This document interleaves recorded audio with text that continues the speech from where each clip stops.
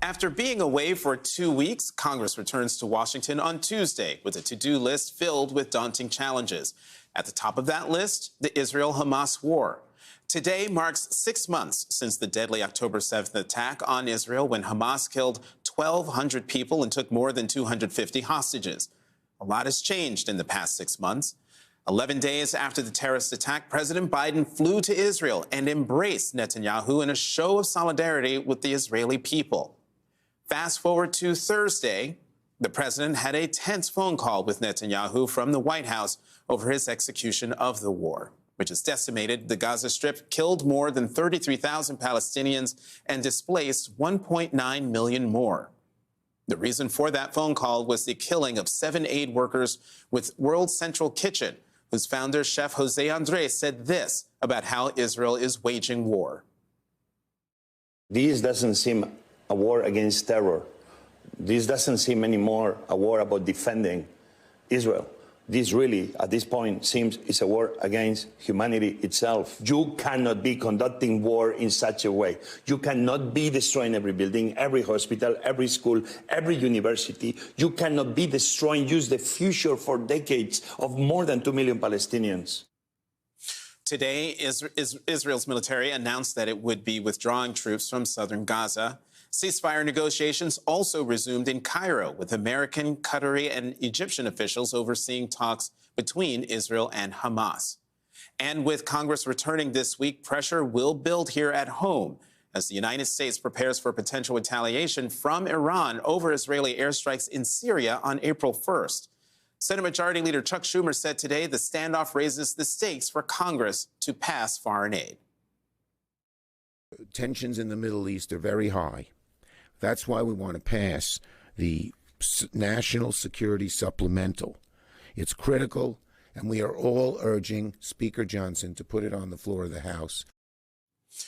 But over in the Republican-controlled House, everything from military funding for Israel and Ukraine to rebuilding the Francis Scott Key Bridge in Baltimore will be on the docket, as will the future of the speakership of Mike Johnson.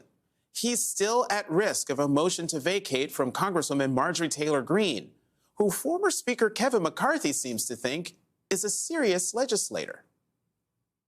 One thing I've always found about Marjorie is she's a very serious legislator that deals with policy. I beg to differ. The fact that she filed the motion after Johnson saved us from a government shutdown shows that MTG is always itching to punish any real attempt at governing, which means Democrats could be faced with a tough decision: save Johnson or let him sink.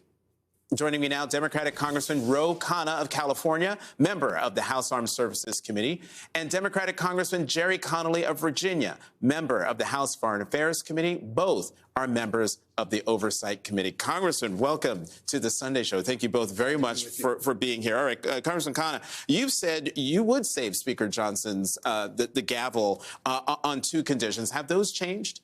No, if he brings a clean bill on Ukraine funding, I think he would be doing the responsible thing, and he should be funding the bridge in Baltimore. I mean, those are common sense priorities, and I would be willing to work across the aisle if he does that. Congressman Connolly? No, I don't believe rewarding Speaker Johnson for doing his job is a smart policy, and there are lots of problems, I think, doing that. He is the most ideological right-wing speaker since the 1830s. Everything he stands for is antithetical to democratic values, and keeping him in office is being complicit when we do that. Secondly, this is extortion. Where do we stop? This time it's Ukraine. What is it next? And thirdly, there's viability. What kind of shelf life is Mike Johnson going to have in his own caucus when he's the speaker at the sufferance of Democratic votes? That's not going to be a long shelf life. Well, Congressman Connolly, let me stick with you here. So if you don't save Speaker Johnson, who's going to be the next speaker? Well, hopefully Hakeem Jeffries. The Republicans there we agree. The Republicans are down to a 1-vote majority. It's very fragile. But it's not our job to save a Republican speaker, especially one as far right as Mike Johnson. He's wrong from a Democratic point of view on every issue imaginable: gun rights, women's reproductive rights, LGBTQ rights, He litigated. He not only voted the wrong way on certifying President Biden's election, he litigated it. What Democrat wants to be associated with that kind of record? Well, Jerry's right on all the facts. I mean, he is very, very extreme. He's ideological, horrible record on LGBTQ plus equality, horrible record on abortion rights. He did actually litigate overthrowing 2020. The question just is, people in Ukraine desperately need this aid. And if he doesn't bring that bill to the floor, you're basically giving Putin a victory. And we need the money for the bridge. So I would not vote affirmatively for Johnson, but could I vote to table something if it's part of a deal on a clean Ukraine bill? I would entertain it. All right, guys. But disabuse me of this cynical view. But it's not even cynical. I just have no faith that Speaker Johnson will be able to get a Ukraine funding bill through, an Israel funding bill through, the funding for the Francis Scott Key Bridge. Am I wrong in thinking that? I mean, it's great to go and say, hey, if you do this, you'll get my vote. But I don't even think you'll get to that point. Well, I think there are three separate issues. On the Francis Scott Key Bridge, we're talking about $600 million. I mean, we put almost $1 trillion into the Pentagon and defense budget. It is shameful that we can't get $600 million allocated right away. On Ukraine, I think that aid has to be a clean vote. The Israel aid is more complicated. I was on a letter with Speaker Pelosi and about 40 Democrats saying no more offensive weapons to Israel while they're still killing civilians in an indiscriminate way. So I think that's going to be a more complicated vote. Well, I think that we will get to a vote on both Ukraine aid and on rebuilding the Key Bridge in Baltimore. There are over 300 votes in the House of Representatives, bipartisan, to vote for Ukraine aid. Speaker Johnson knows that. And there is going to be increasing pressure on him from moderate common sense Republicans who support aid to Ukraine. Key leaders in the Republican caucus, the chairman of the Intelligence Committee, chairman of the Armed Services Committee, chairman of the Foreign Affairs Committee, all are outspoken advocates for Ukraine. He can't continue to bottle that up. Let the will of the House be exercised. Bring a bill to the floor, and we either pass it or we don't. You know, Congressman Khanna talked about the letter that you signed with former Speaker Pelosi putting conditions on aid to Israel. Senator Chris Van Hollen today urged the United States to withhold arms to Israel until the humanitarian crisis in Gaza is addressed. Let's listen to what he had to say. Until those conditions are met, then no, we should not be sending more offensive weapons to Israel, not to stop them permanently, but to effectively use our levers. That's what we're asking the President of the United States to do. Congressman Connolly, what do you make of what Senator Van Hollen said? And did you sign that letter that Congressman Khanna and the former Speaker Pelosi signed? I was not aware of the letter. Okay. So it wasn't something I could sign. I favor the position I think Chris Van Hollen just articulated, which is we have to use our leverage on the Netanyahu government to open up massive humanitarian aid in Gaza. We should not be providing more offensive weaponry that could be used in Gaza until and unless the conditions the president sat down with Netanyahu are met. They have not been met yet. I want to turn to one more thing. The House Intelligence Chair, Congressman Mike Turner, accused his colleagues of spreading Russian propaganda in the House. Let's listen.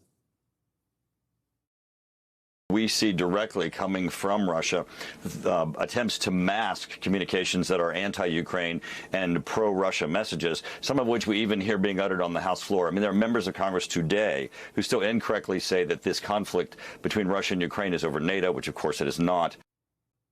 And Congressman Khanna, that's pretty, I mean, that's a Republican chair of the Intelligence Committee saying something that I'd gotten used to them ignoring. You don't have to be on the Intelligence Committee to know that Republicans have been echoing talking points for Putin. I mean, it's mind-boggling. The party of Reagan basically wants to appease Putin, give them a chunk of Ukraine, let him do what he wants. And what is that sending to Xi Jinping? What signal is it sending to him? Take a chunk of Taiwan? It's appalling. Go ahead, Congressman. So I'm on the Oversight Committee, and I watched Jim Jordan on Judiciary and Jim Comer on Oversight, who are elaborating on an impeachment effort against President Biden. Who is their primary witness? Their primary witness is a Russian named Alexander Smirnov. He is in jail today because he lied to the FBI about the whole Burisma scandal that turned out to be a lie. He wasn't there. He didn't hear it. There were no bribes. That's their primary witness. And he admitted that his sources are Russian agents. So it's not only that Russian bots are infiltrating Republican propaganda, they're actually prime witnesses for now a thoroughly discredited impeachment. And what he did was get dirt on Joe Biden. That was the whole operation. Which was false. He made Right. He tried to get dirt. Right. He made tried it to up. get dirt. It's sort of like that raccoon with the cotton candy over the bowl of water, and it drops in, it disappears. The raccoon's like, what? Yeah. Congressman, before I can't let you go without asking you about the bill you filed in Congress in response to this effort to rename Dulles, which is an architecturally beautiful airport. I don't care what any of you folks say about it.